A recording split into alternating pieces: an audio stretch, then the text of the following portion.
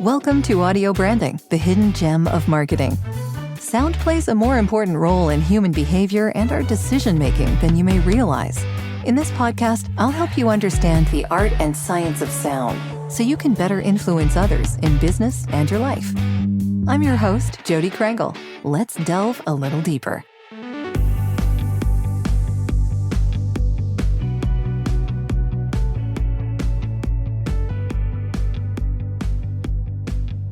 Welcome, Jack. It's so great to have you here. I really appreciate your joining me today.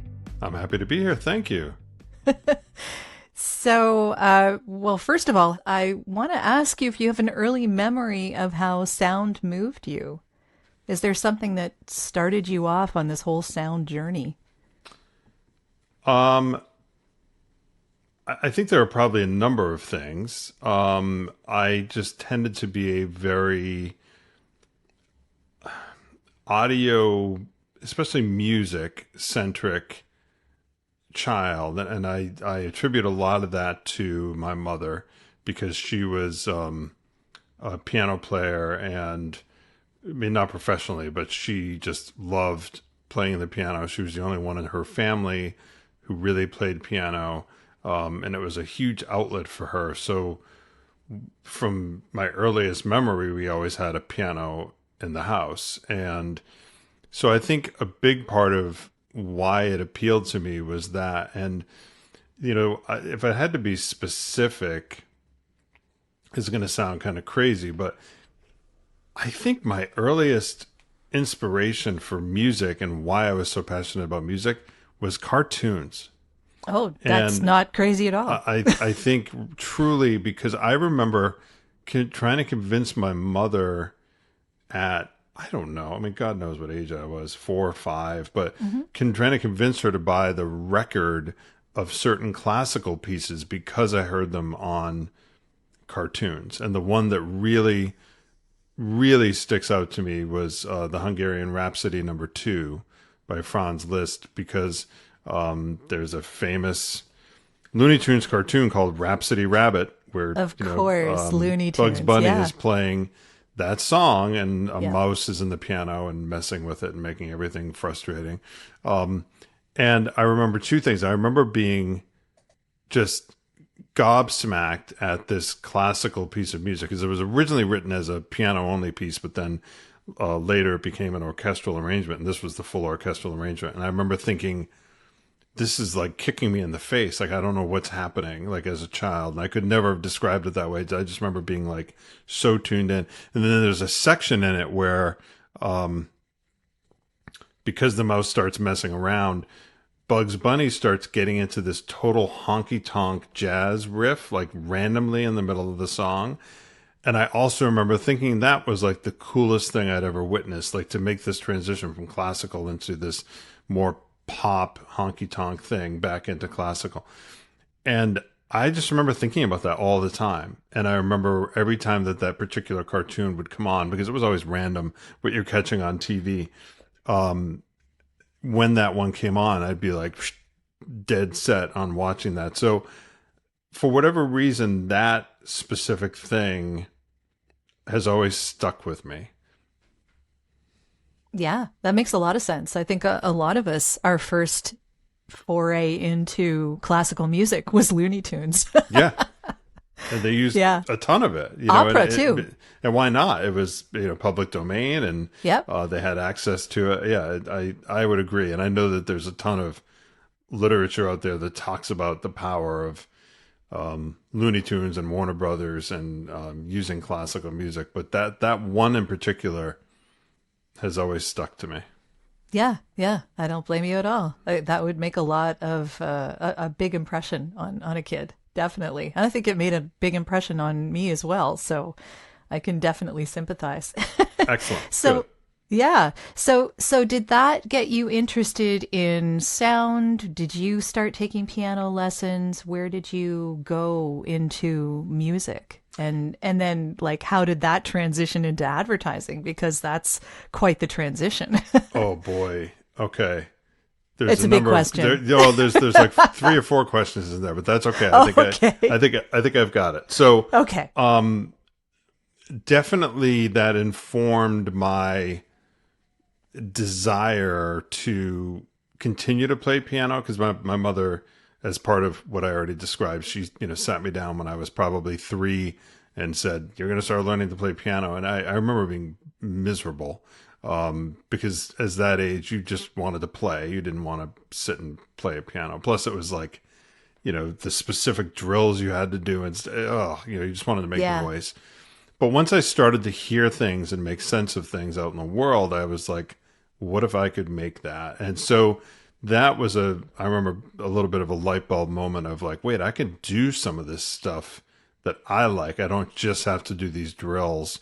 And that really kept me going. And then my mother, in her infinite wisdom, made a really good choice in that when I was probably 7, she decided to get away from teaching me, because she had been teaching me piano through all these drill books that we all know, recognize, and are horrified by. She decided to have me start playing with a jazz pianist, and he started training me. And he was like, really, he was playing at clubs in Boston. He was a pretty well-known local jazz pianist, and he started teaching me. And of course, he totally changed the way I thought about it, because he was coming at it from a jazz perspective. He taught me improv. He taught me rhythms. I remember spending tons of time on rhythm. And it was still tedious. I still didn't love it. But what I noticed is I could go to school and I could sit at the piano at 4th or 5th grade, and I could play Herbie Hancock and improv, and people would be like, what is happening? Like, what is he doing? I don't understand.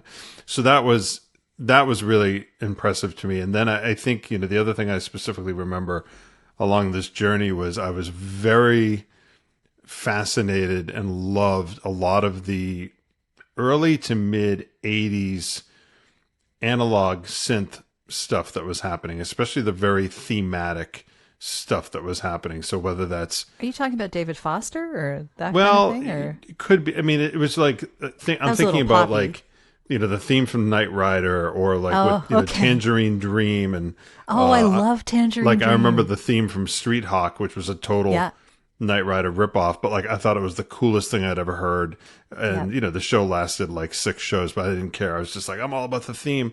Yeah. And any of that stuff, and so, of course, Miami Vice, and the stuff that Harold Faltermeyer was doing and Jan Hammer was doing, and it was very much in the popular culture because this stuff was huge.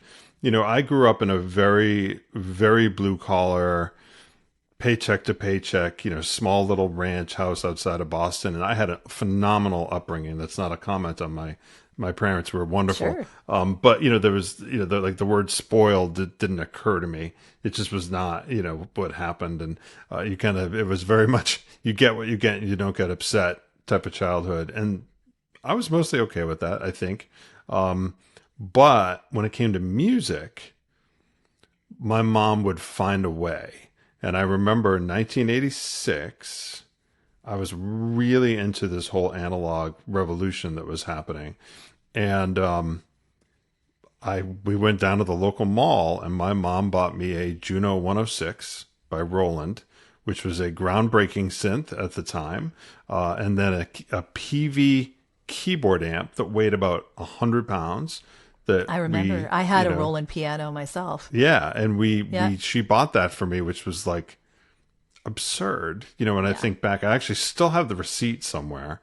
I should have grabbed it for this podcast because it's somewhere. But anyway, I still have that receipt, and I mean that was an incredible amount of money for my parents in the mid '80s. But I had that, and I remember I was again like the coolest kid because people would come over to my house and want to like listen to and he'd be like, wait, play the next sound, and what does that do? And it was like a game, but to me it wasn't a game. It was like super serious, and I always tried to recreate whatever I could to the best of my ability, find the right sounds. You could program sounds in that synth, so I started finding I remember I really wanted to play Jump by Van Halen, and there was not a sound anywhere that sounded like that, so I actually made one.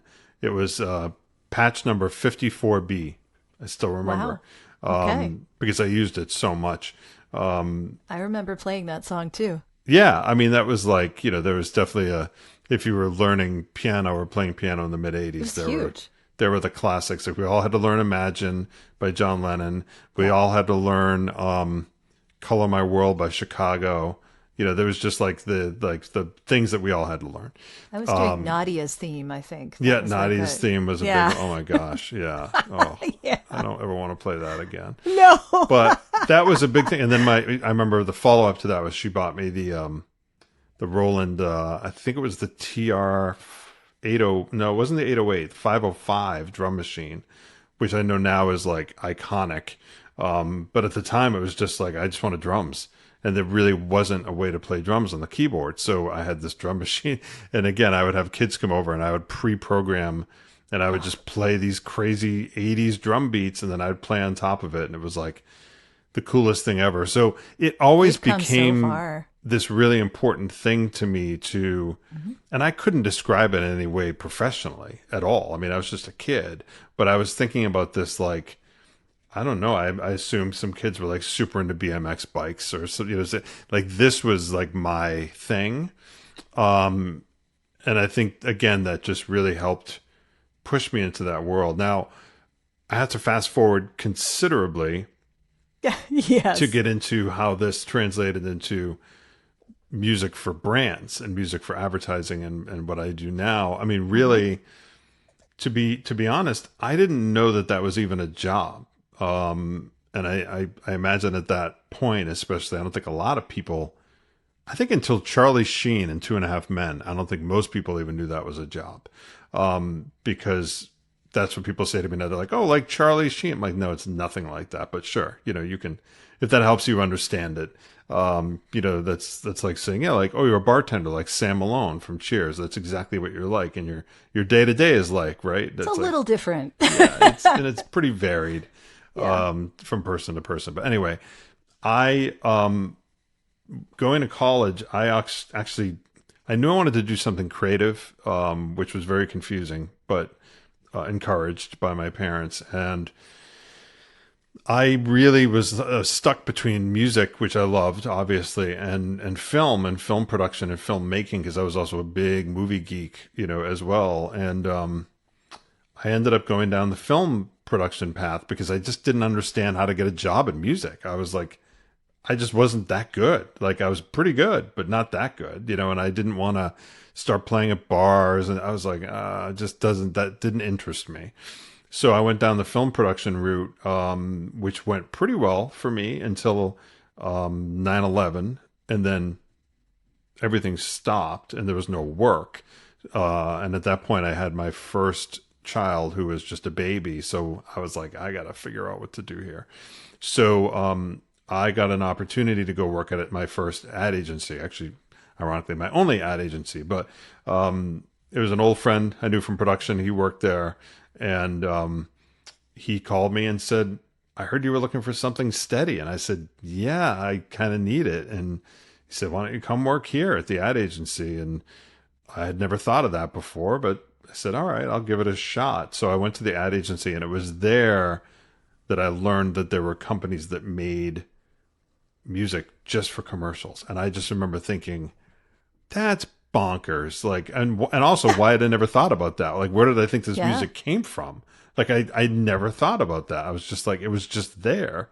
And that so when they invited you to come work at the ad agency, did they invite you as a sound person or as an ad guy? No, it was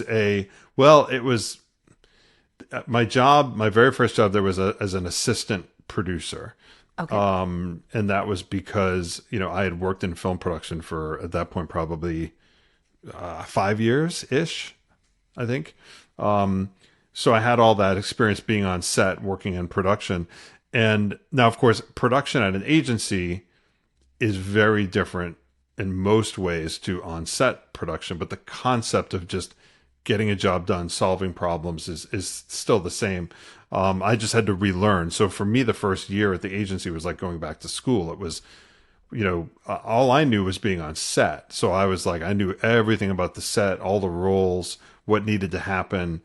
But you get to the ad agency and you go from, you know, a piece of paper that says, make this commercial, here's your budget, here's your strategy, all the way to getting on air. So there's a ton before and after the actual shoot that I learned.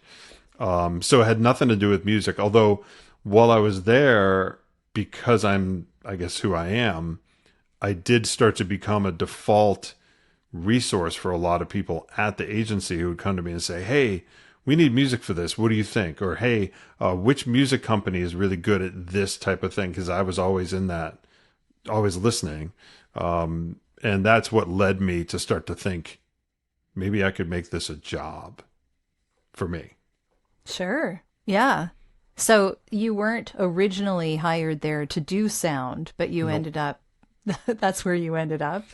Yeah. Was it more than music? Was it just figuring out the music, or was there also other sounds involved? That's a great question. There was other sound involved, but that happened really by default of the job because at the time I was working primarily on McDonald's. That was one of the big accounts at this agency, and they just, as you can imagine, did a ludicrous amount of work. And we did a lot of radio.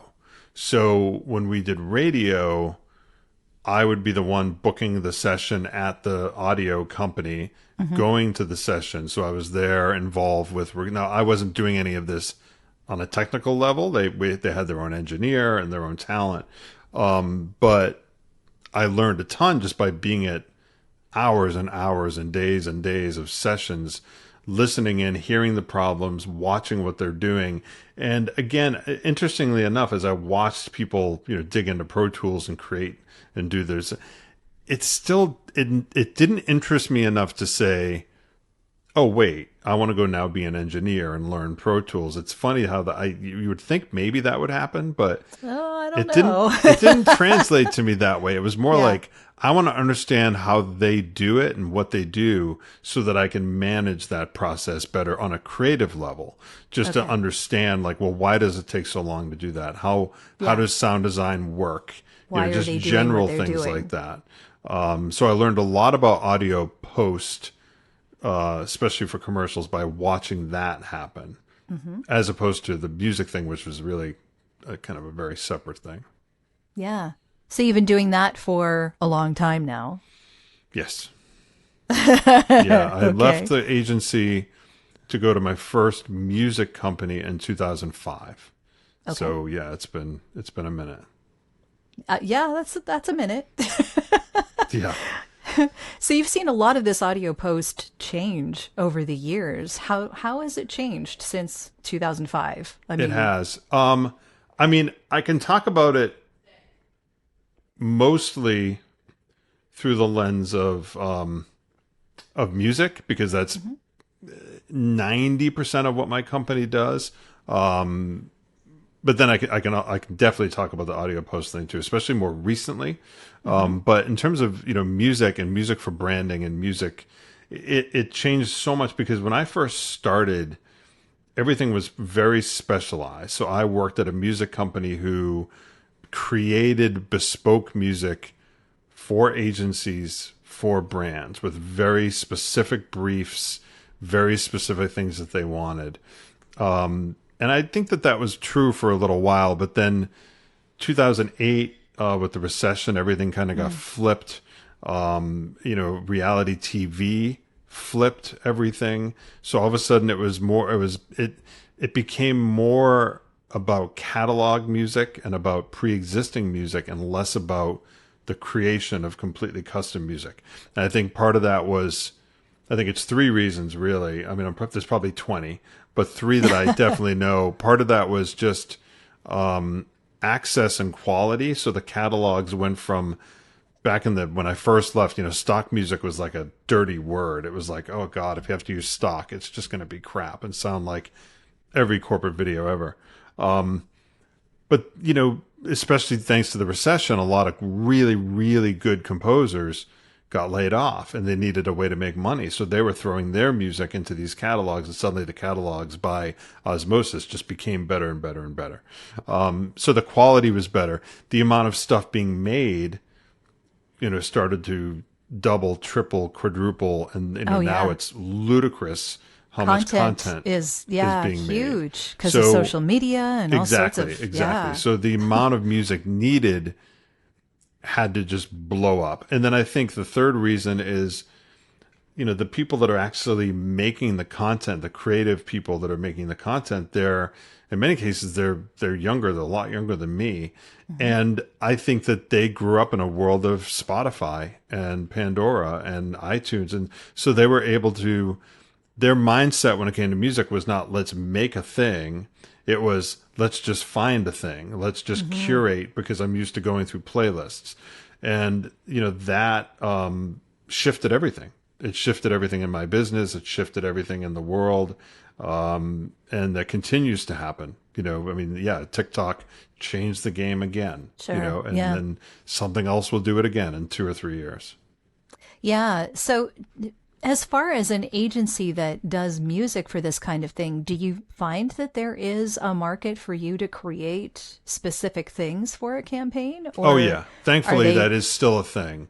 Yeah. I think I'd be really sad if that just completely went away. And we dabbled as a company. We talked about, we were watching these other catalog companies just blow up, like 10 times their billings in a year. And people like, suddenly they had 70 employees. And I was like, well, Epidemic Sound, I know. Well, is Epidemic huge. They're is one like of the new YouTube, ones, right? And a Yeah. lot of them, to be fair, as I learned and I dug in, a lot of them were backed and had funding, and that certainly helps. Major players. YouTube's pretty big. Yeah. Yeah. But we thought about, should we lean more towards that model, but we really just collectively said no. We don't want to do that. It just didn't feel as creative. It feels really like you're just creating a commodity and you're trying to sell as many as you can. And, Yeah. And I get it, and we want to stay open and stay successful, but we really love the creation part of it and the partnership and the strategy. So we still do a lot of original music, thankfully. And, with, I'd say the biggest clients for that are probably Progressive. We do a ton of original music content for Progressive. Kohl's, Hormel, which seems like an odd brand to do. Yeah. We do a lot of meat and bean Sure. products, Why not? because the agency trusts us as a company, and they do like to make stuff. And a lot of times they want something very specific, and therefore it's better to make it than to just go through, 10,000 tracks to try to find it. Well, that way it's unique to them. I mean, if you're talking about an audio brand, which is what we talk about here, Yep. you're talking about something that no one else can have. So it makes a lot more sense to actually have something specifically made for your company than to try and find it on a license-free music directory and then have your competitor pick the same piece of music. Well, right. And that's something, we've used certainly as a selling point, which is, you can spend $100. You can spend 50. Like, it's crazy, how inexpensive a lot of the catalog music is. You can spend very, very little money. And they're good too. Like, Yeah, I will not. It is good. That's saying, the thing. I can't talk about quality anymore. No, not at all. Some of it maybe, but in general, it's like, it's so much better than it used to be. But they're called non-exclusive libraries for a reason. The model works, as far as I can tell. The model works with, if they can sell a track 100 times in a month, it's success for them. Where we don't think about that way at all. We just think about the best track for the right thing. But because of that, if you're selling that track 100 times, it has to be non-exclusive.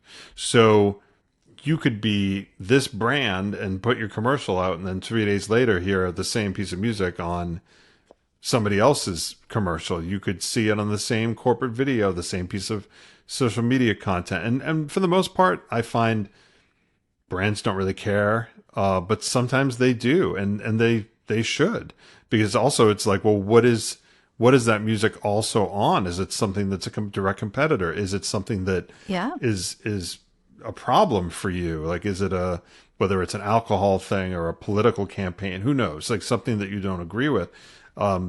You just got to deal with that. For $100, that's what you get, where, we can focus on completely exclusive content, completely exclusive music. We can make something that is completely unique for that brand. We can also take anything from our catalog, because we have 3,000 or 4,000 tracks now that we've made over the years that are in our catalog, but they're exclusive to us. They're only with us, and our composers can customize them any way you want. So even if you find something in there you really like, we can very quickly make it longer, make it shorter, add guitar, take out the drums, whatever you need us to do.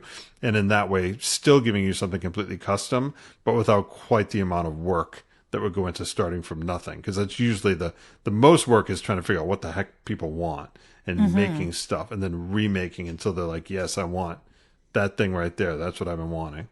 Yeah, yeah, that makes a huge amount of sense. And along those lines, I want to ask you what it's like writing something that's for a 60-second ad as opposed to a 7-second TikTok. Like, how does that change? That's a great question. I think, boy, I mean, there's a lot of answers to that. I think the number one, yeah, I mean, the most important answer is to know what you're writing for. Because if you're writing for a 60-second piece, let's say it's even for, we'll go big, we'll say it's a national campaign. We're actually working on a couple right now that are 60 seconds, big national campaign.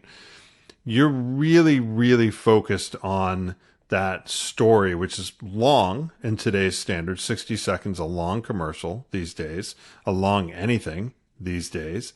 And that needs to tell the story for the entire, it's got to have chapters, it's got to have dynamics, it's got to have, it tends to almost always start small because it needs somewhere to go. That's what the audience expects if you're being told a story, that it has to, go somewhere.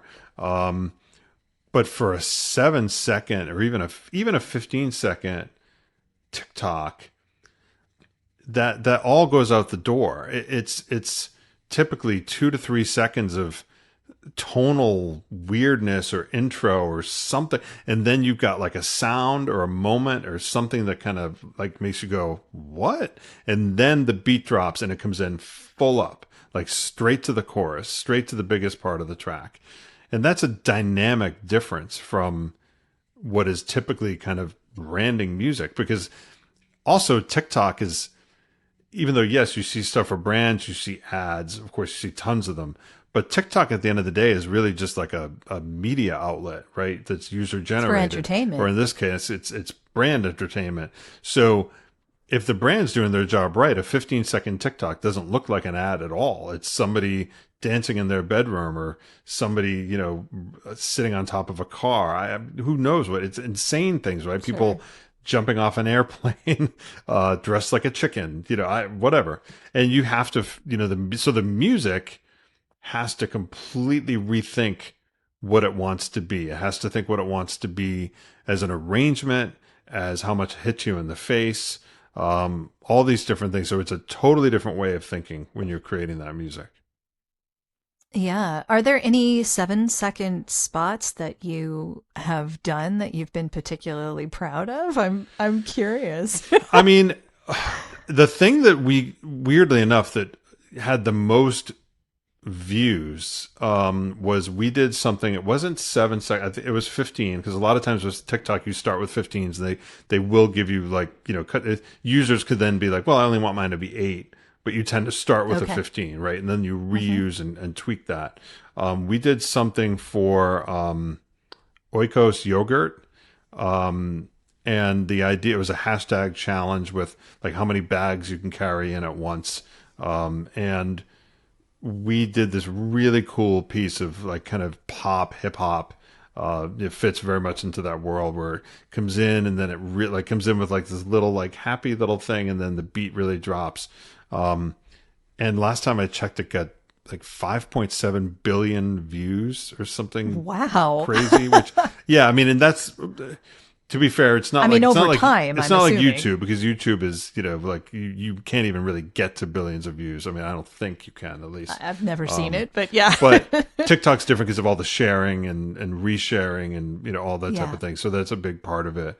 So I'm sure that there are, kind of reasons why it's that the number is that high, but it was Clearly just interesting to see, just to see how many people, and it wasn't, of course, just the music. It was the idea and the concept. People were like, oh, I want to do that too. All my friends did it. And that's the whole concept. The whole concept of advertising on TikTok is just eyeballs, eyeballs, eyeballs. You want more Sure. people seeing it. But Yeah. because it is a very audio centric, if the music was terrible, I do believe it would not have hit that. You know, the music just really worked because it was super energizing and super in your face.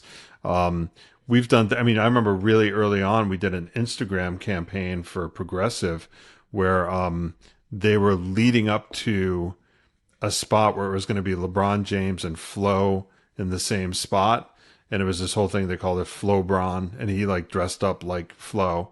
And we did a teaser for that, which went up onto online and it went into Instagram, and it was basically, you know, LeBron he was in the locker room getting dressed up like Flo, but it was all set up like this big, you know, set up video, like LeBron's hitting the court, but he's like putting the wig on. It was very strange. And we did this big epic, you know, ESPN promo piece of music, you know, big horns and everything. And that was a lot of fun. But, you know, it's just I find that a lot of times the stuff that ends up being a 6, we tend to start with the longer form. So most of our brands would come to us and say, hey, we have a series of 30s we're making for this new campaign. And then once we agree on it, everybody's happy with it, the track is perfect. Then they go, oh, we also need a 15. We also need a 6. And we'll be mindful of that, because 6 seconds of music is almost nothing. Like, it's, you know, you barely get, it's like a mnemonic. Yeah, exactly. I mean, it's, you get a couple of chord changes and that's pretty much it. So, you know, a lot of times if I know it's going to be a 6, we will try to be mindful about that when it comes to tempo, how many chord changes, because if we have a long phrase that, you know, where the chord change is just 8 or 9 chord changes before it resolves again, it's like, you're never going to get that in 6 seconds. So we try to, you know, just change that in terms of how we think about it. So it does make you rethink about what you're making. Well, that's the end of this episode. Thanks for listening. And if you like what you heard, why not tell a friend about this podcast? It's available in all the usual locations. Until next time.